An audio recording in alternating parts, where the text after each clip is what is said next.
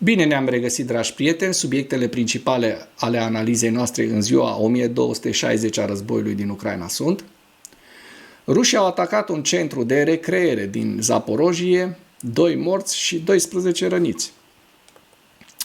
Zvârâdenko, noul prim-ministru al Ucrainei, spune că Ucraina și SUA intenționează să lanseze 3 proiecte de extracție a mineralelor. Aliații europeni vor finanța pachetul de arme americane pentru Ucraina în valoare de peste $1 miliard.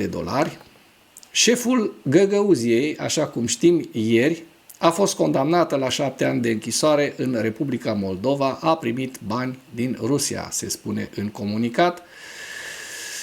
Ultima șansă pentru Rusia, efortul lui Witkoff în Rusia este puțin probabil să schimbe cursul lui Trump, spun analiștii. Iar la final vă prezint hărțile Deep State și ale Institutului pentru Studiul Războiului. Rușii au atacat un centru de recreere din Zaporojie, 2 morți și 12 răniți. 2 persoane au fost ucise și alte 12 rănite, inclusiv copii, au fost răniți într-un atac rusesc asupra regiunii Zaporojie în dimineața zilei de 6 august. Pe Telegram, șeful regiunii Zaporojie, Ivan Fedorov, spune: spre dimineață rușii au lansat atacuri asupra regiunii Zaporojie, 2 persoane au fost ucise, 10 au fost rănite, inclusiv 4 copii. Vedeți în aceste imagini distrugerile.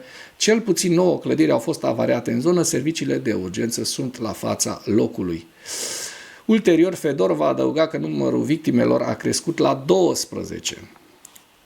Iulia Zvârâdenko, premierul ucrainean, a anunțat pregătirea a 3 proiecte comune ucraineano-americane în domeniul extracției mineralelor. Implementarea acestora este planificată să înceapă în următoarele 18 luni în cadrul unui acord bilateral privind resursele subsolului.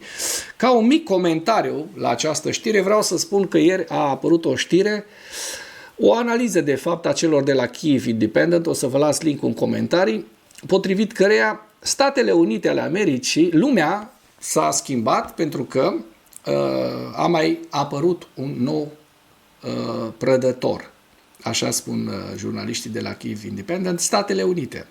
Pe lângă prădătorul rus, a apărut și prădătorul Statele Unite ale Americii, care vrea și ea să pună mâna pe resurse. Mă rog, Statele Unite ale Americii era de mult un prădător, dar nu era așa pe față. Era mai cu bun simț, nu te înhăța așa precum rusul. Dar în acel articol veți vedea, că vi-l las în comentarii, Statele Unite ale Americii a devenit, din păcate, și ei în panoplie, au intrat în panoplia acestor prădători, prădători de resurse. Da? Ei sunt acum disperați să pună mâna pe cât mai multe resurse pentru că au realizat că au pierdut lupta pentru anumite minerale cu China și cu Rusia. Și atunci și-au făcut ceea ce au făcut, inclusiv acel show de la Casa Albă, din Birou Oval, acea capcană care i-a fost întinsă lui Volodymyr Zelensky. Potrivit șefului guvernului, părțile au discutat despre crearea fondului de redresare a investițiilor americano-ucrainene, a cărui primă ședință a Consiliului de Administrație este programată pentru septembrie. Lucrăm la extinderea mandatului său, astfel încât fondul să poată investi și în sectorul apărării.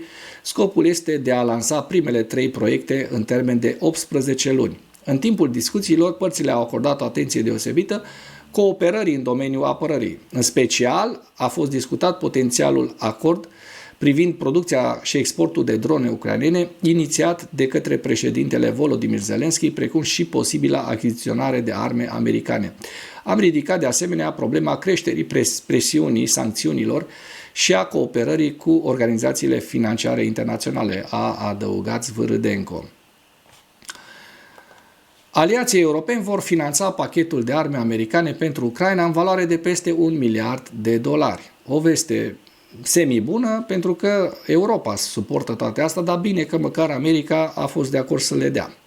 Purtătoarea de cuvânt a Departamentului de Stat al SUA, Tammy Bruce, a declarat că Danemarca, Norvegia, Suedia și Olanda vor finanța livrări de arme americane către Ucraina în valoare de peste $1 miliard.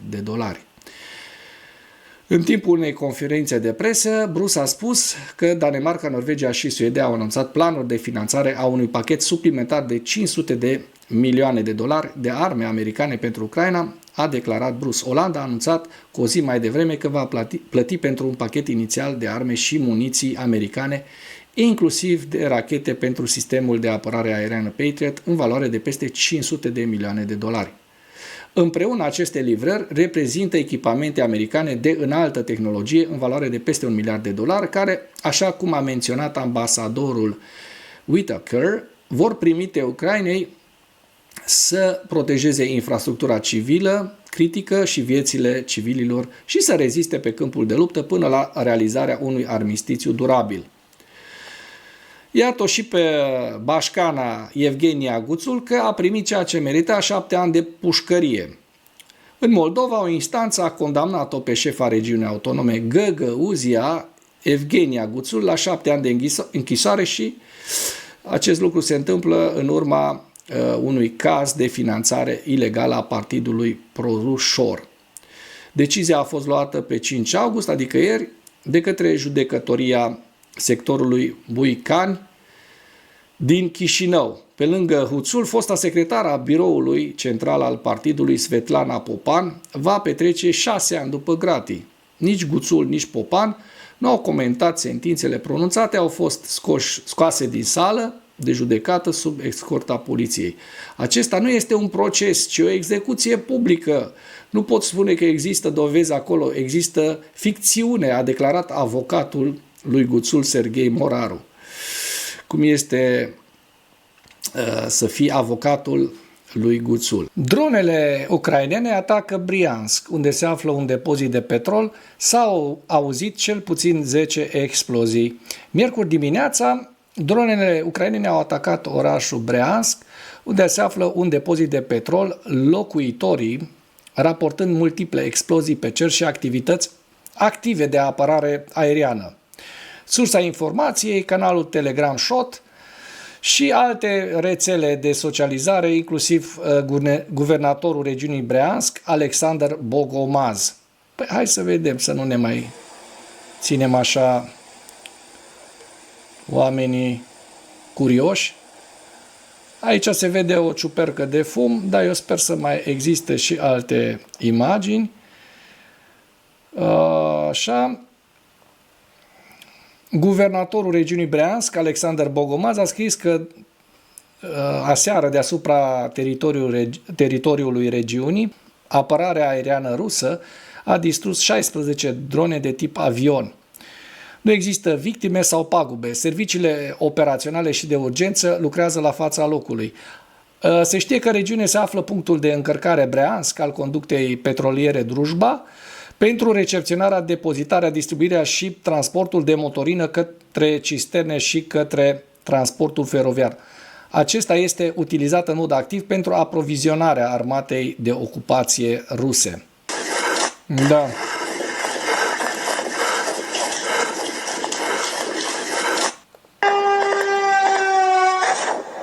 Ia auzi, ce aproape a fost explozia. S-a auzit și drona cum a detonat în rafinărie, în instalația de petrol. Iată cum arde. Dar asta mi se pare că este din Odessa și așa este. Asta este atacul asupra instalațiilor de petrol din Odessa. Păcat de atâta petrol și de atâtea resurse pe care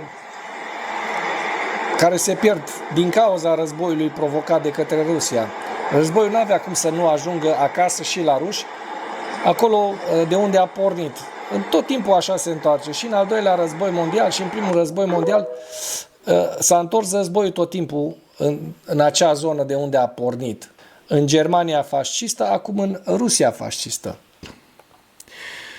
Iată, trecem la ziua 1260 a războiului din Ucraina.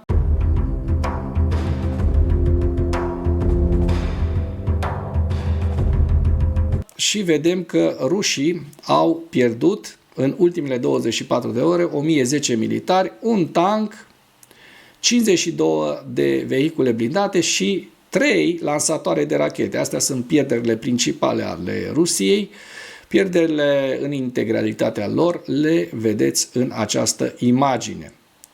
Și acum trecem la evaluarea campaniei ofensive rusești în viziunea Institutului pentru Studiul Războiului la data de 5 august, cu principalele informații. Declarațiile private și publice ale Kremlinului indică faptul că președintele Putin continuă să ceară acordarea întregii regiuni Lugansk, Donetsk, Zaporozhye și Herson înainte de a iniția un acord de pace. Ajutorul acordat Ucrainei pentru a provoca eșecuri pe câmpul de luptă forțelor ruse rămâne astfel esențial pentru eforturile de a-l convinge pe Putin să-și reevalueze poziția față de război și negocieri. Surse din interiorul Kremlinului au divulgat probabil aceste informații într-o încercare de a masca obiectivele militare reale mai extreme ale lui Putin. Kremlinul intenționează de asemenea probabil ca aceste scurgeri de informații către presa occidentală să-și intensifice eforturile continue de a distruge moralul ucrainean și occidental. Putin s-a pus intenționat într-o poziție în care nu poate prezenta nicio înțelegere de pace care nu se ridică la nivelul obiectivelor sale inițiale de război ca o victorie pentru armata sau poporul rus. Rusia a anunțat pe 4 august că se va retrage din tratatul privind forțele nucleare cu rază intermediară de acțiune, probabil ca un răspuns retoric la anunțul președintelui american Donald Trump de la 1 august privind redistribuirea submarinelor nucleare americane către Rusia. Retragerea Rusiei din tratat nu prevestește însă o schimbare în utilizarea de către Rusia a armelor și a rachetelor cu rază scurtă și medie de acțiune. Aliații europeni și NATO au anunțat că vor achiziționa arme americane în valoare de peste 1 miliard de euro. Acest lucru vi l-am prezentat în materialul de astăzi. O companie ucraineană a lansat recent o nouă dronă interceptoare reutilizabilă, concepută pentru a doborî drone rusești în varianta Shahed. Și vedeți hărțile Institutului pentru Studiul Războiului la data de 5 august, cu direcția Sumă, Svatove Kremina, Lugansk, Siversk, Konstantinivka, Pokrovsk, Donetsk, Zaporozhye și Herson. Mai dăm un ochi așa foarte rapid pe hărțile celor de la Deep State să vedem dacă au existat modificări ale fronturilor. Și vedem că încă n-a fost publicat pe data de 5, și știm că au rămas acele avansuri rusești în aceste 3 zone pe care vi le-am prezentat ieri, așa cum se poate vedea în această imagine. Aceste 3 avansuri rusești care au rămas înregistrate.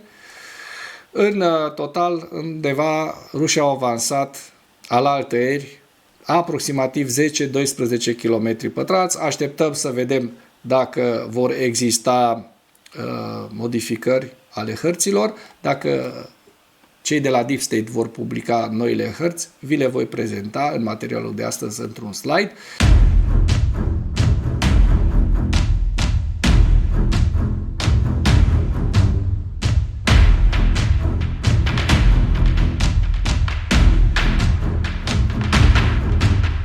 Mulțumesc mult pentru că ați vizionat până la final acest videoclip, iar dacă ați găsit informații utile în el, să nu ezitați să îl distribuiți pentru a ajunge la cât mai multă lume.